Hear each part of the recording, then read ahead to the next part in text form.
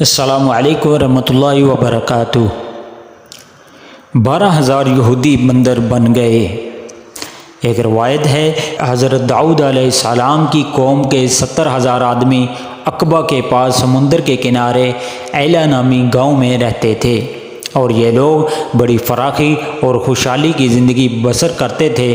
اللہ تعالیٰ نے ان لوگوں کا اس طرح امتحان لیا کہ ہفتے کے دن مچھلی کا شکار ان لوگوں پر حرام فرما دیا اور ہفتے کے باقی دنوں میں شکار حلال فرما دیا، مگر اس طرح ان لوگوں کو آزمائش میں مبتلا فرما دیا کہ ہفتے کے دن بے شمار مچھلیاں آتی تھیں اور دوسرے دنوں میں نہیں آتی تھیں۔ تو شیطان نے ان لوگوں کو یہ ہیلا بتا دیا کہ سمندر سے کچھ نالیاں نکال کر خشکی میں چند حوض بنا لو، اور جب ہفتے کے دن ان نالیوں کے ذریعے مچھلیاں حوض میں آ جائیں تو نالیوں کا منہ بند کر دو، اور اس دن شکار نہ کرو بلکہ دوسرے دن آسانی کے ساتھ ان مچھلیوں کو پکڑ لو۔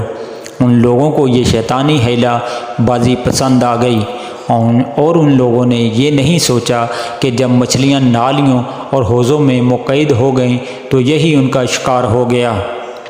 تو ہفتے ہی کے دن شکار کرنا پایا گیا جو ان کے لیے حرام تھا۔ اس موقع پر ان یہودیوں کے 3 گروہ ہو گئے۔ کچھ لوگ ایسے تھے جو شکار کے اس شیطانی ہیلا سے منع کرتے رہے اور ناراض و بیزار ہو کر شکار سے باز رہے، اور کچھ لوگ اس کام کو دل سے برا جان کر خاموش رہے۔ دوسروں کو منع نہ کرتے تھے بلکہ منع کرنے والوں سے یہ کہتے تھے کہ تم لوگ ایسی قوم کو کیوں نصیحت کرتے ہو جنہیں اللہ تعالیٰ ہلاک کرنے والا یا سخت سزا دینے والا ہے۔ اور کچھ وہ سرکش نافرمان لوگ تھے جنہوں نے حکم خداوندی کی اعلانیہ مخالفت کی اور شیطان کی ہیلا بازی کو مان کر ہفتے کے دن شکار کر لیا اور ان مچھلیوں کو کھایا اور بیچا بھی۔ جب نافرمانوں سے منع کرنے کے باوجود شکار کر لیا تو منع کرنے والی جماعت نے کہا کہ اب ہم ان معصیت کاروں سے کوئی میل ملاب نہ رکھیں گے۔ چنانچہ ان لوگوں نے گاؤں کو تقسیم کر کے درمیان میں ایک دیوار بنا لی اور آمد و رفت کا ایک الگ دروازہ بھی بنا لیا۔ حضرت داؤد علیہ السلام نے غضبناک ہو کر شکار کرنے والوں پر لعنت فرما دی۔ اس کا اثر یہ ہوا کہ ایک دن خطا کاروں میں سے کوئی باہر نہیں نکلا، تو انہیں دیکھنے کے لیے کچھ لوگ دیوار پر چڑھ گئے تو کیا دیکھا کہ وہ سب بندروں کی صورت میں مسخ ہو گئے ہیں۔ اب لوگ ان مجرموں کا دروازہ کھول کر اندر داخل ہوئے تو وہ بندر اپنے رشتہ داروں کو پہچانتے تھے اور ان کے پاس آ کر ان کے کپڑوں کو سونگھتے تھے اور زار و زار روتے تھے، مگر لوگ ان بندر بن جانے والوں کو نہیں پہچانتے تھے۔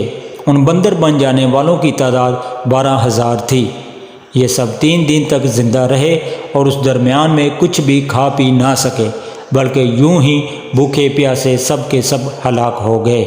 شکار سے منع کرنے والا گروہ ہلاکت سے سلامت رہا، اور صحیح قول یہ ہے کہ دل سے برا جان کر خاموش رہنے والوں کو بھی اللہ تعالیٰ نے ہلاکت سے بچا لیا۔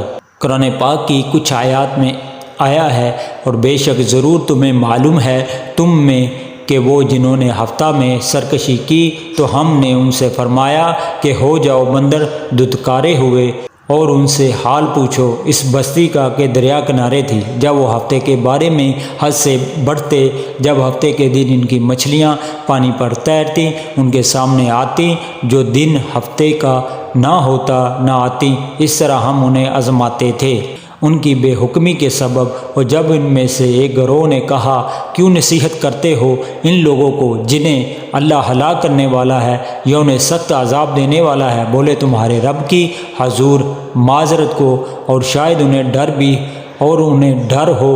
پھر جب وہ بلا بیٹھے جو نصیحت انہیں ہوئی تھی ہم نے بچا لیے، وہ جو برائی سے منع کرتے تھے، اور ظالموں کو برے عذاب میں پکڑا ان کی نافرمانی کا۔ پھر جب انہوں نے ممانعت کے حکم سے سرکشی کی ہم نے ان سے فرمایا ہو جاؤ بندر دھتکارے ہوئے۔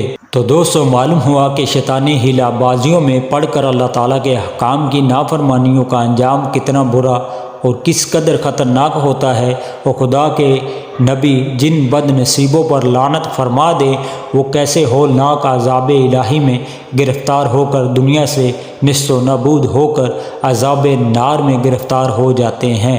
اور دونوں جہاں میں ذلیل و خوار ہو جاتے ہیں۔ نعوذ باللہ۔ اصحاب اعلیٰ کے اس دل دہلا دینے والے واقعہ میں ہر مسلمان کے لیے بہت بڑی عبرتوں اور نصیحتوں کا سامان ہے۔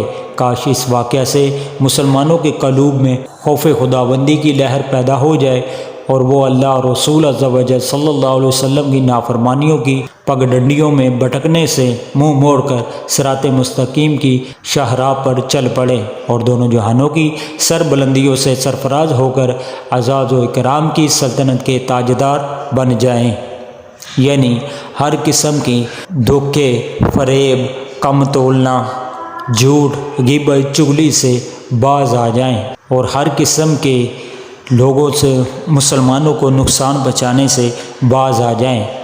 تو دوستو یہ تھی آج کی ہماری ویڈیو، امید ہے آپ کو پسند آئی ہوگی۔